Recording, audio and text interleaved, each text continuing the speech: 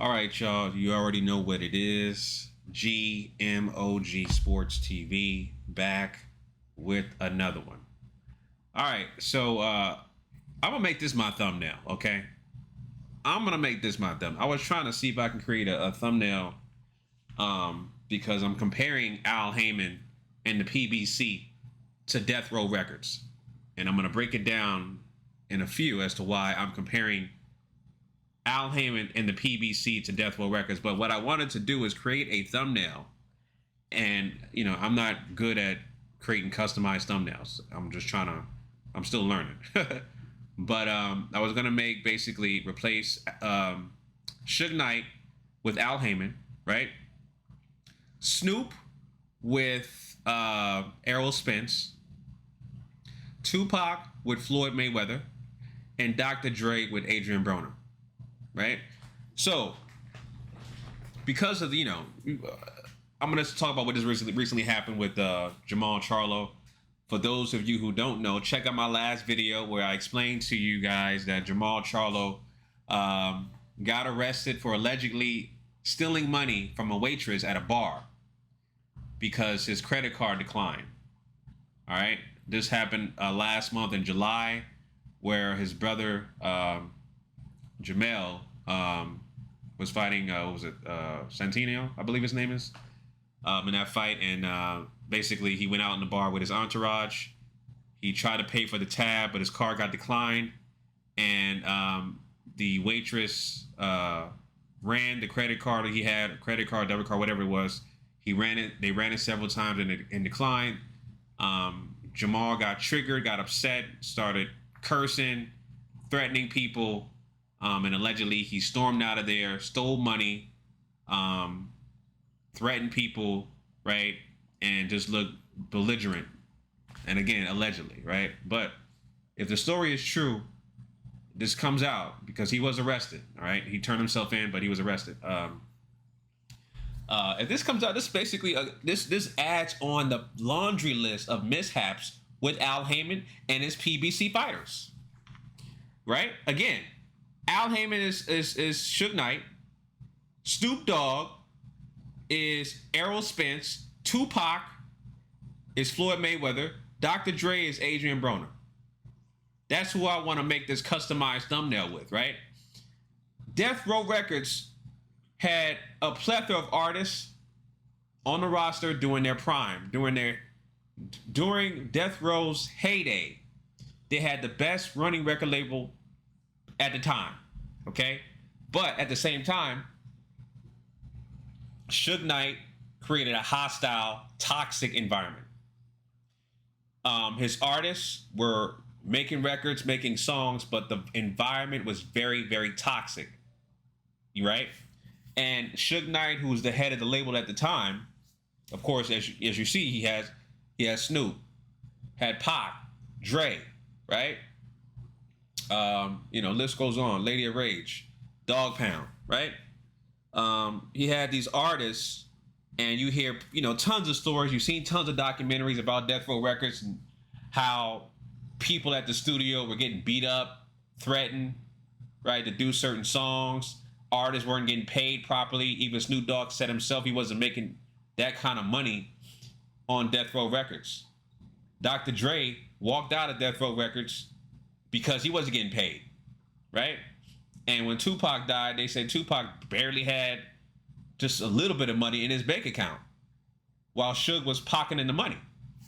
And so I see the same similarities with Al Haymon and his fighters. Al Haymon, of course, is the head of the PBC. He is classified as an advisor, right, for these fighters. And so you're hearing stories about Al Haymon, most recently with the fact that you had fighters come out and say that Al Haymon is giving his fighters allowances, like Adrian Broner. And of course, you had Hugo Centineo Jr. come out and say, right, Al Haymon gives his fighters allowances, right? And Adrian Broner came out and basically was saying that, Al Haymon is not paying me my money. He was begging for his money during, you saw a text message, right, and things of that nature. And my point is that and I'm going to break down all the other incidents that happened with his fighters, right? But that's just one incident in terms of Al Haymon giving his fighters allowances, right? They're grown men.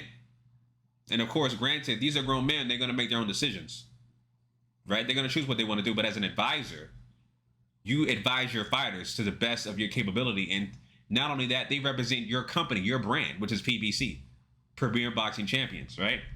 These are your fighters. You go to PBC, PremierBoxingChampions.com, you see his list of fighters that he has. He has a ton of fighters on his roster. This represents his company.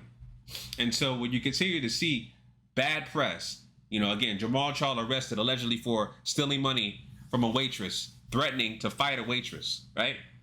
Because its credit card declined.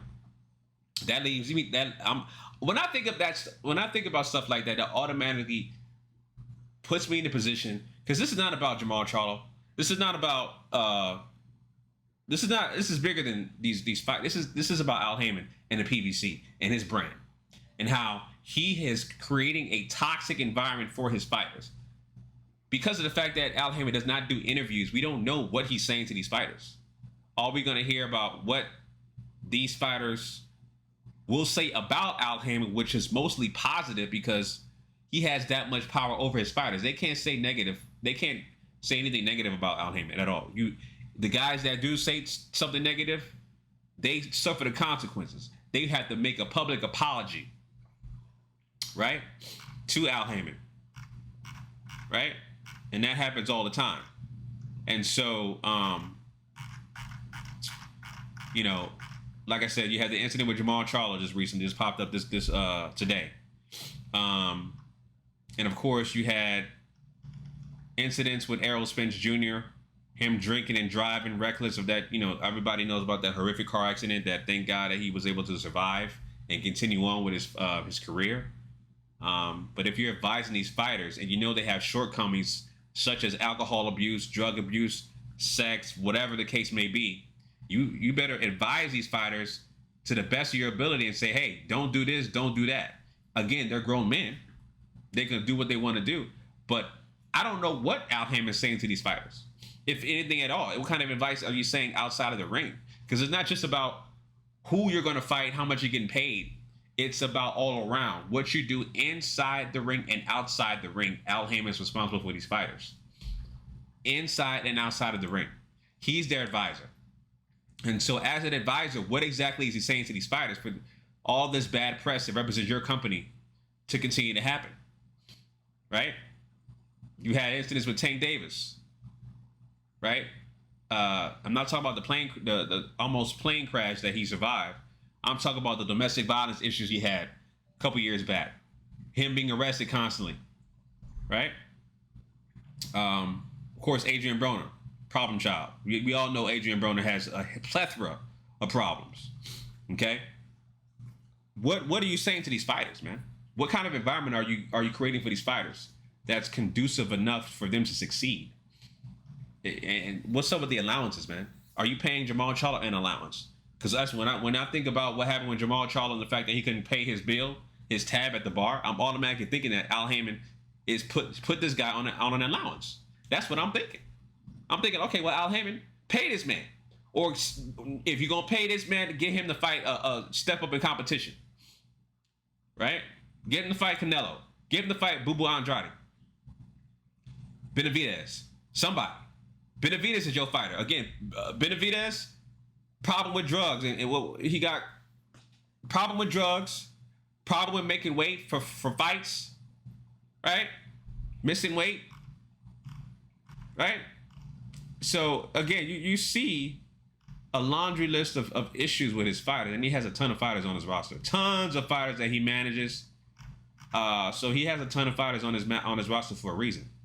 Tons of fighters, but at the same time, you're getting a lot of bad press from these fighters who represent your brand as a company for the PBC. Right? So, overall, this kind of press that's coming out with Jermall Charlo allegedly not paying his tab and getting upset because his credit card declined at a bar, bad press. that automatically think about Al Haymon. Granted, again, they're grown men. They do what they want to do, but you're an advisor. Advise them. I don't know what you're saying to these fighters. Nobody does, because you don't do public interviews. You're a ghost. You're the real life. You're the real life ghost from Power. Right? Nobody can see you. Nobody can talk to you. But Al Haymon's name is said more than anybody for a guy who doesn't speak, who doesn't do interviews. And if you speak bad about him, you will pay the consequence. Right? So that's what kind of energy that, you know, he brings in terms of his clout. Al Haymon does. That's what kind of energy he brings, right? Even with the incidents with Deontay Wilder. Wilder is a PBC fighter. You know, accusing somebody of cheating, plethora of allegations with no proof.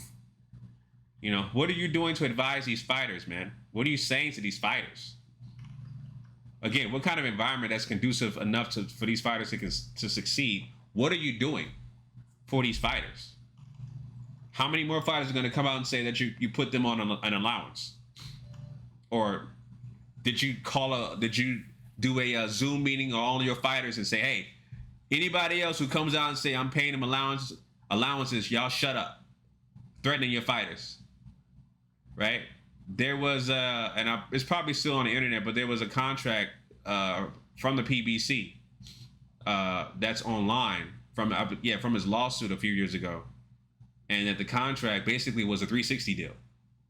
The contract basically saying that any kind of money that you make in and outside of the ring, Al Haymon gets a percentage off of that. That's basically a 360 deal in the record label industry. Right? So not only does he represent these fighters, but he controls these fighters to a T, with the fact that you got these fighters coming out and saying that you put them on allowances, you sign a contract, he's able to make money in and outside of the ring for whatever they do, even appearances. He gets his percentage of what they make, all of these fighters, right? Y'all can look up that contract. I think it's still online. But he had a lawsuit a few years ago, and there was a contract of PBC and Al Haymon, and it showed that he gets a percentage of everything the fighter makes, right?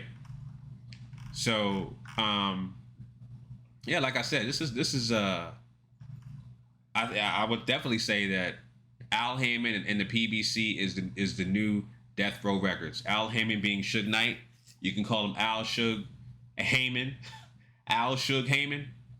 Right? Of Deathrow PBC Records. And he's definitely creating a toxic environment for his fighters. And so, yeah, man, I don't know. You know, I just have to wait and see what happens with Jamal Charlo. Got to wait and see with any other fighter that comes out and says anything about Al Haymon in terms of how much they're getting paid or lack of money, right? Because all this stuff counts. If you want to have an environment for your fighter to succeed, all these things count inside and outside of the ring for these fighters to succeed. How much they're getting paid, right? The type of advice you're giving them, the type of suggestions you're giving these fighters in terms of who to train with, where to train, that kind of stuff like that. As an advisor, that all counts. And I'm pretty sure Al Haymon's telling these guys that kind of thing. But again,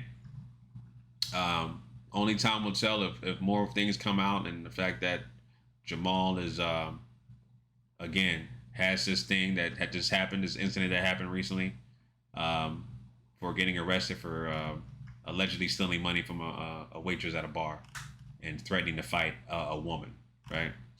Allegedly. So we'll see what happens, family. Those are my thoughts on that. Leave your comments down below. Let me know what you guys think.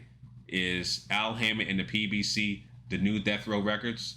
Leave your comments down below, family. Until next time, signing out. Peace.